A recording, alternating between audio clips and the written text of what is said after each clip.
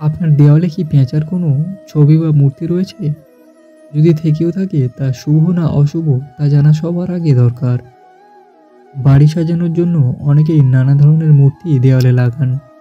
সেখানে দেবদেবী থাকে, গাছপালা, সিনারি আরও নানা কিছু থাকে।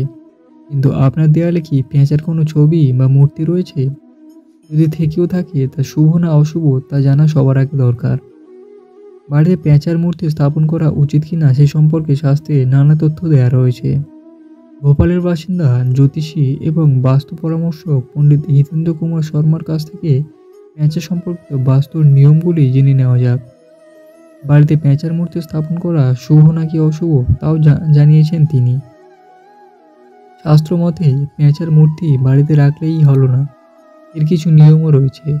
পেঁচার মূর্তি সবসময় বাড়ির উত্তর দিকে রাখতে হবে। যদি আপনি উত্তর দিকে একটি পেঁচার মূর্তি স্থাপন করেন তবে এটি আপনার জন্য শুভ হতে পারে। এদিকে স্থাপন একটি মূর্তি আপনার উন্নতি বাড়াতে পারে।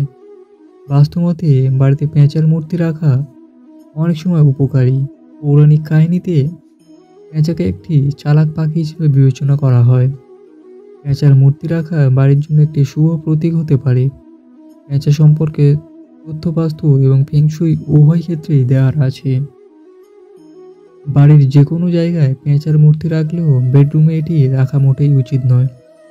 কথিত আছে যে বাড়িতে পেঁচার মূর্তি থেকে সেখানে কোনো অশুভ নজর পড়ে না। বাড়িতে পেঁচার মূর্তি স্থাপন করলে ইতিবাচক শক্তি পাওয়া যায়। যে বাড়িতে পেঁচার মূর্তি থাকে সেখানে কখনোই টাকার অভাব হয় না। বাস্তুমতে পেঁচার মূর্তি বাড়িতে থাকলে পরিবারের কারোর স্বাস্থ্যের অবনতি হয় না। পেঁচা দেখাও শুভ বলে মনে করা হয়। এটি জীবনে অনেক ভালো লক্ষণ দেয়। বসার ঘর, স্টাডি রুম, পুজোর ঘর বা বাচ্চাদের ঘরে পেঁচার মূর্তি রাখতে পারেন, এতে ভালো ফল পাবেন।